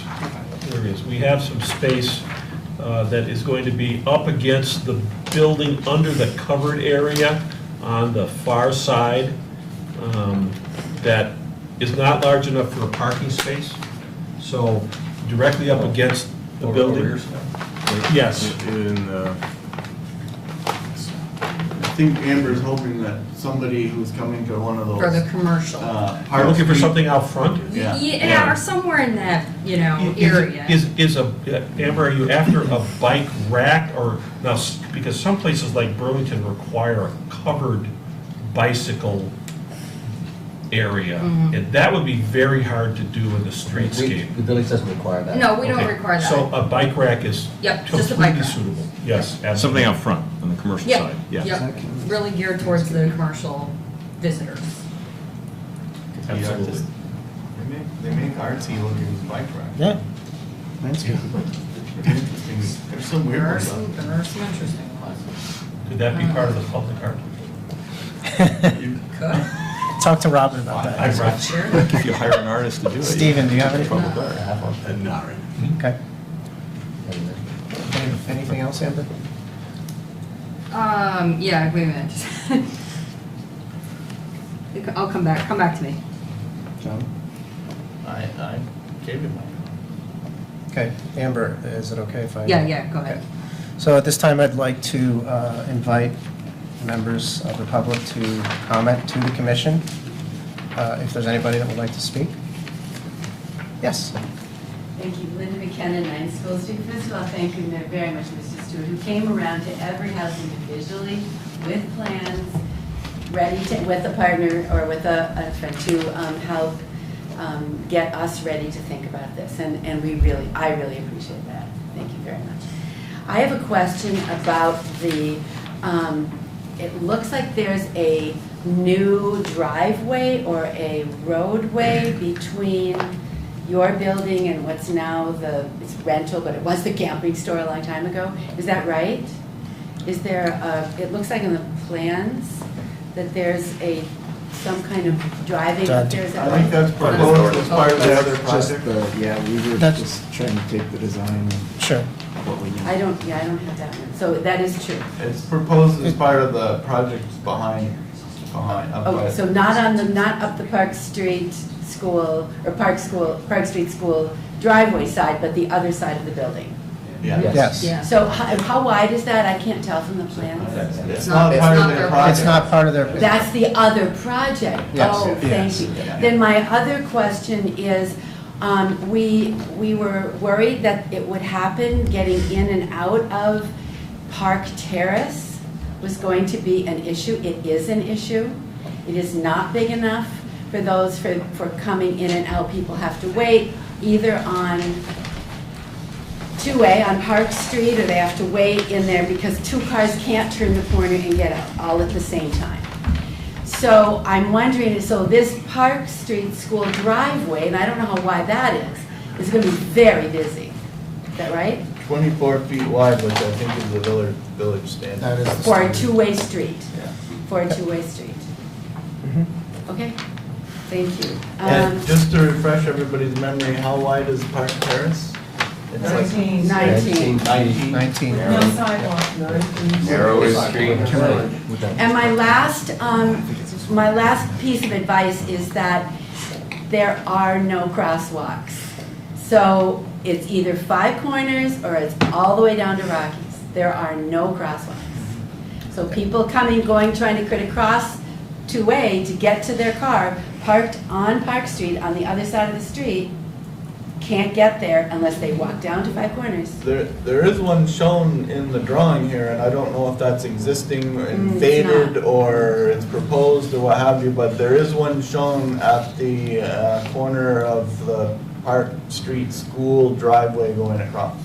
It's not there now. Is it not there now? No. It's physically not there now. Correct. Has not been there. Has never been there. I can butt in for a minute. Crossworks, lights, everything is controlled by what's called the MUTCD. The village does not have control over where they can put them in or when they can put them in. We go to the Regional Planning Commission, we go to V-Trans, and they'll do a study to see if they are, if the level of services there meets the standard where they can go in. I will say though that when the long way to connector road goes in, there'll be a traffic light there and there'll be a crosswalk there then. All I want to say, I hear you, Robin. All I want to say is, all of these assumptions, you may make sure they're true when they're being espoused. So, and this is an issue in lots of places in the village. This is just one of them. Thank you. Thank you. Derek, did you want to make a comment? Yeah, I was just going to highlight that there's currently a curb cut on the lot that will be removed, which will funnel all the vehicles to one, making that a little safer. Thank you. Yes. Matt Deum, 4 School Street. I actually do want to say, I've been to a lot of these where I'm complaining miserably about the density that we're pushing in this zone. I really do appreciate that this is within what I would call scale with this area. I agree. It might be a fact that you only have the ability to put 28 lots in. That's still 1-to-1 to apartment to parking lots or a parking spot. Seems low. But I appreciate the 3 stories, and I appreciate that the Planning Commission is not pushing them to go higher, very frankly. So, thank you. Thank you. Yes, Ann. Hi, Ann Light, 10 School Street. I think a lot of the concerns I have been brought up before for the development on the corner, and the parking is, it seems optimistic that you are going to be doing the same thing that is happening at McGillicuddy's, where we have people in apartments who don't always work during the day and are home at night. They have different hours with restaurants that are open. The commingling of or co-sharing of spaces with business and the tenants it seems like there's not enough spaces. I'm wondering, something I'm really concerned about is the de facto creation of a continuation of the Crescent Connector that's going to go off the behind the building here and connect with this other future project, which we have to acknowledge is like the elephant in the room here. But there is going to be a road going to Mr. Handy's senior building that will potentially connect.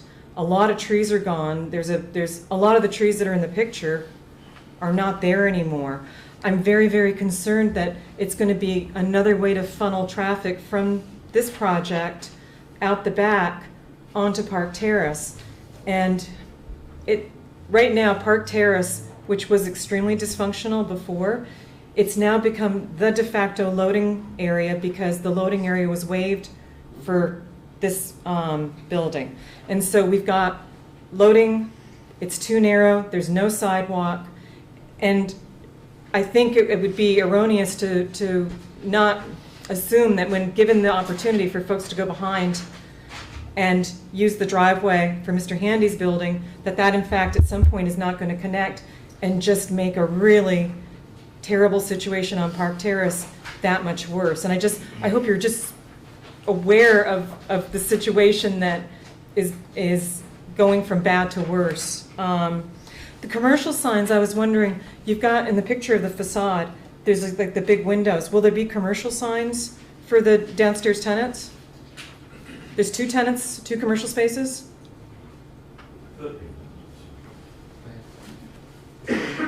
Yeah.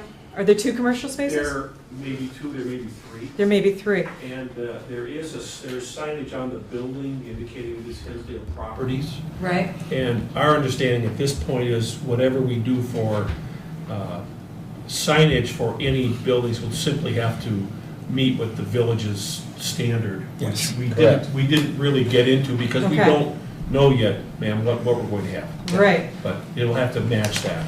Do the signs, I'm just curious, do signs placed in the windows count as billboard signs or commercial signage? Yes. You can't have any, yeah, sorry. So are all those, is all the signs for the commercial buildings at the bottom on the first floor at 4 Park, that's all within the allowed square footage? So all the windows can be filled with signs? No, not all the windows. All the windows are not filled with signs. All the existing? It seems like they are. Well, But they're, no, you can see. Okay. The only one you can't see through is the Armory Recruiting Building, and they have special dispensation. Can we, Okay. I just want to make a point. Let's please limit our Yeah. comments to what we're talking about here. okay, well, I'm just wondering where the signs are going to go, because it's a very Well, clean we're really- facade right now. Right, but we're talking about the project specifically. I mean, That's what I there's just no mentioned. Okay. But I'm wondering where these signs are going to go, if they're going to be more signs attached to the building, or if people are going to have signs in the windows. The loading area in the back, is there room for loading and unloading and still two-way traffic? There's that? That's been accounted for. Okay. Yeah. You know, the traffic is really in the parking. That space is going to go away. We're just temporary parking now, and it's just, there's not enough parking. And so I think you're setting up Park Terrace and Thank you, School Nick. Street to Yeah. take more parking than we Thank need. you. Thank you. Robin, did you want to talk just a minute about the traffic in terms of the Crescent Connector studies that are upcoming or have been done, just to refresh everybody's memory? Well, the connector road relates to traffic, not so much, more than parking. There is 26 parking spaces as part of the connector road. There's a project that will come in in the future, the developer's talking about working with the village to provide additional public parking. So it's just, they're all just one piece of it, as you would say, one piece of a bigger jigsaw puzzle. But there's parking for each tenant, but there's not parking for the commercial spaces. There is parking. There are, for commercial. there is parking for the On-site. commercial. Yes. On site, yes. And employees. Yes. Okay. It does, Does anybody else have any comments, or Nick? Just a couple of comments about the landscaping. I think I share some of John's concerns. I mean, I like the greenery out front, but I'm not sure if it works. I'm still a little unclear of the distance from the face of the building to the street and how that is filled in with material. It's a 10-foot sidewalk, I believe. No, there's 10 foot of their property. 10 It's going to become a public sidewalk plus the village sidewalk. Plus, so it's, how many feet is it? 15, about 15. 15 feet. So, and do we have a grade elevation happening? We do. There's the sidewalk, village sidewalk out here. It's continuous. There are 3 risers up here, 3 risers up here, and then there is a slope walk here on this side for accessibility. Okay. And I didn't see, are you going to be using tree grates in there and guards? They were, you were pulling them out from one tree, a ginkgo tree there, you were removing them.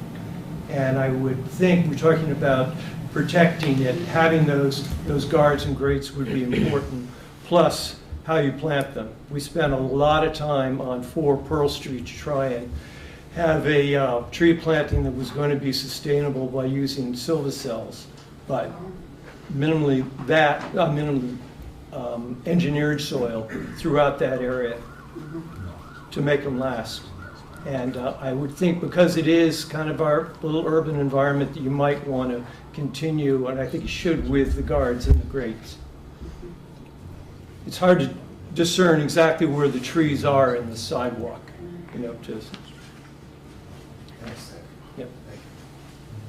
And don't hold on to that ginkgo. I don't think it's in great shape, and by the time you do all the digging, it's going to be destroyed. Start again.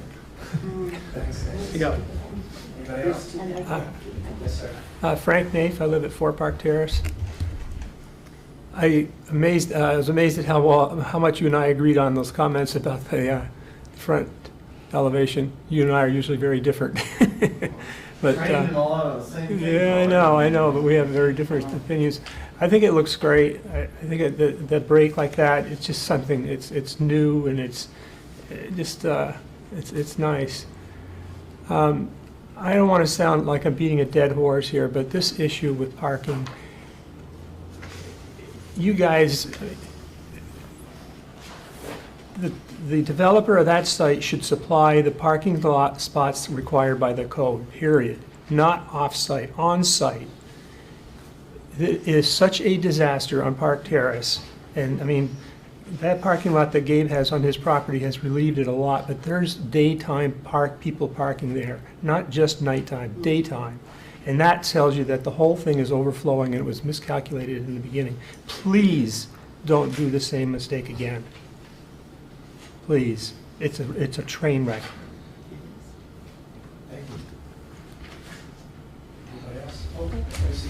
That's right. Meredith Connolly, 5 School Street. I would like to say I greatly appreciate Mr. Stewart coming to our homes with plans and talking to all the residents. I think that's very neighborly and greatly appreciate it. I think the building looks great. I think it kind of has a nice blend of traditional but with a modern flair. I am wondering a couple of things, and that's green space for the tenants, you know, for those that may be smokers or have pets or whatever. Is there a place for them to be? With Mr. Handy's project, we're losing kind of a foresty kind of area, and I know part of the comprehensive plan is keeping the tree canopy, but I would like to know if there's some kind of outdoor space for the tenants.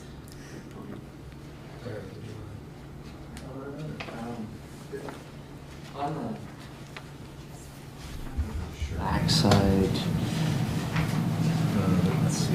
that shows the covered. So the covered canopy, it actually has a little roof. It's an outdoor space. It's not green, but it's an outdoor space that I wouldn't. It doesn't read very well in this perspective, but this is actually a projection out from the building. Yeah. So it's a place to gather. But if you have smokers, they'll all be sitting there and people going in will have to walk through without a smell. It's not where you want smokers. No, No. I would suggest creating an area for people to be kind of a little more out of view, but able to have their smoke breaks, I guess, if that's what they choose to do. The other concern is snow removal. Where does the snow go?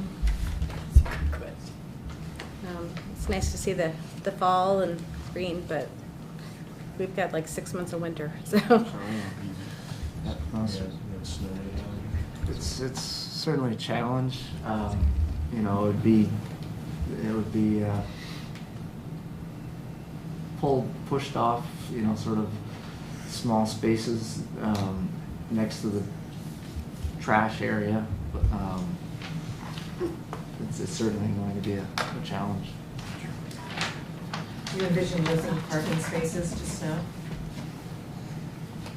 I don't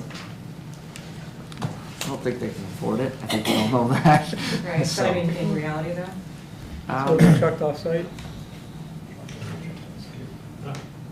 If I may speak, I think the owner understands that they have a very limited area to store snow, and if we get heavy snow, they cannot, there's no place to store it on their property.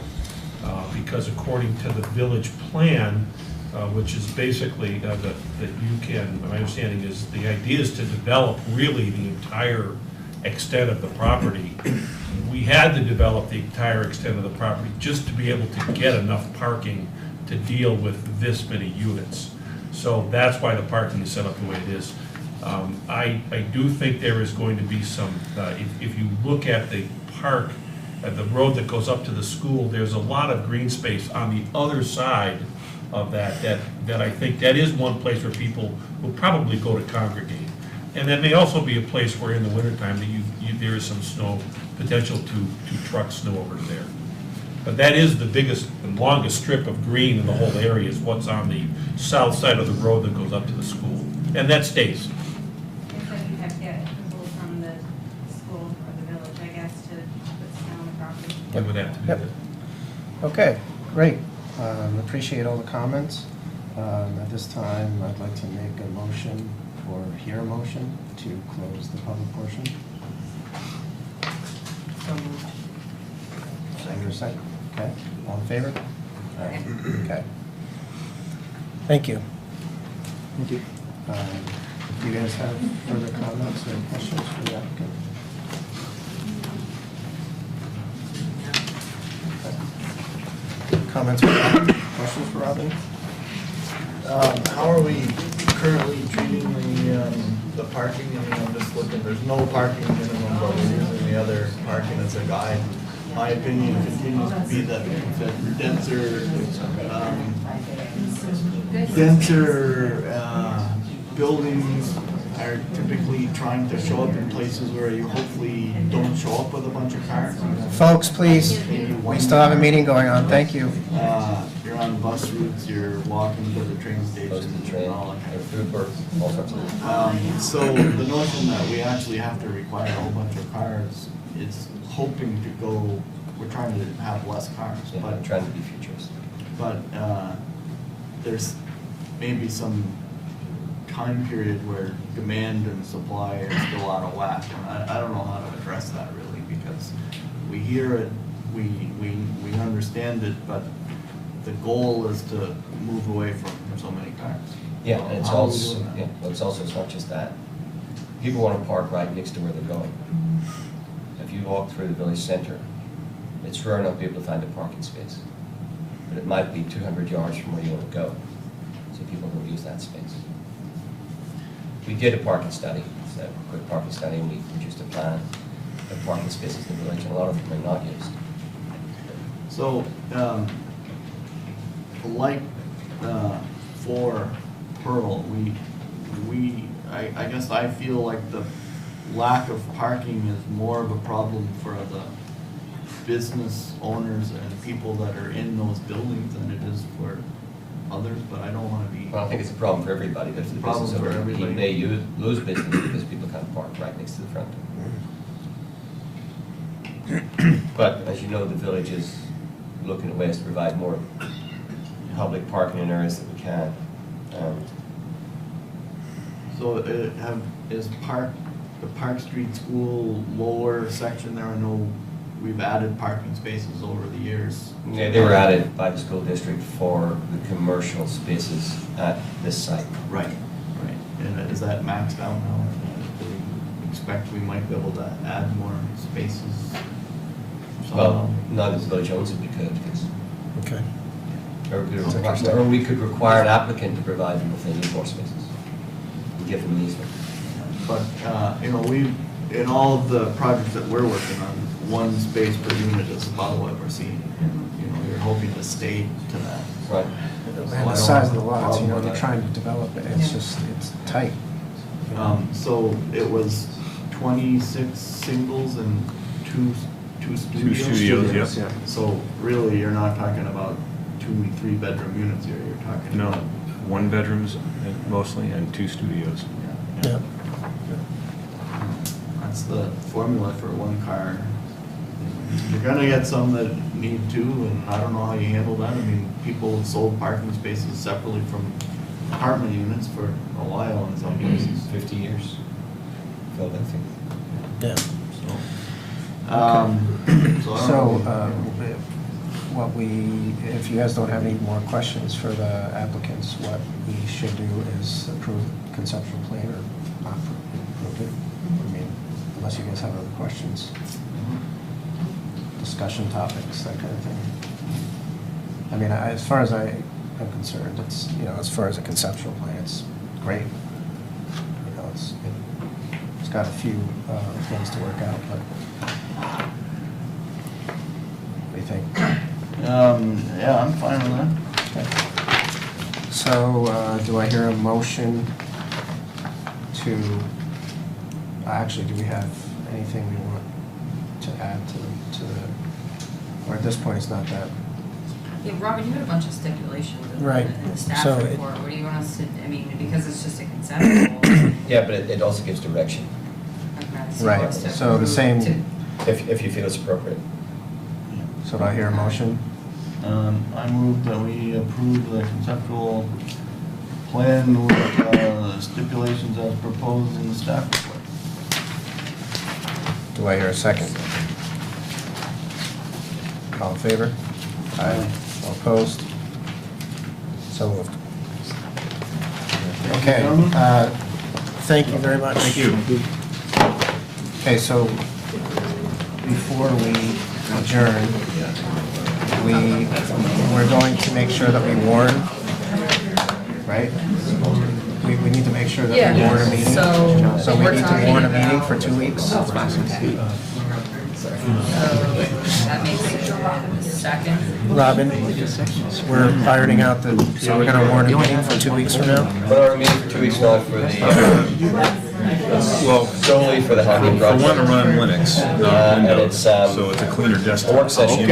I would suggest also you getting together with him before that, so that when we, Well, I think the building that we saw at the last meeting was a pretty dramatic improvement from the last one, so I'm not sure how far it's going to move in terms of that. They're all missing the point. yeah. So, So we're gonna warn that meeting. Yep. Go ahead, sorry, I interrupted you. I think we should also make sure that we receive some comment from the trustees. And specifically the merits of Design Five Corners as they may weigh in against the other aspects of this that we're looking at, like the historic Park Street School and the vista up to it. Well, we're, So I just want to make sure that we all have the same understanding of. you'll have a lot of opportunity because we get the grant from the RPC and it looks about it too. I need it before 2 weeks. I need information before 2 weeks. What information? Just told. I want to hear from the trustees, and I want to hear from. What do you want to hear from the trustees, sir? Sorry, I was telling you. See that? Uh-huh. There are things in here that are somewhat, that are weighted differently about how we as a community should be handling this region of the village. And I want to make sure we all get that before we wade into another design issue. Okay. Okay? Makes sense. We're orchestrating. And, you know, we do want to take into consideration some of the comments tonight in terms of work sessions. I know that, you know, a good example of something that we might want to see if Robin can get together with some other folks and maybe do a presentation of, you know, parking is always a discussion, right? So what does the future of parking look like in the village with all the development going on? I mean, things like that, we could be, you know, I think we can take an opportunity over, I mean, I know we're going to come up against the holidays all of a sudden, and I can't believe I'm saying that, but, you know, just to get you guys thinking that we should try to sit down more often and do this, okay? Yep. All right, anybody else have anything? Do I hear a motion to adjourn? So moved. Second? All in favor? Aye. Thank you. So I'm not quite sure about what you're looking for the next meeting.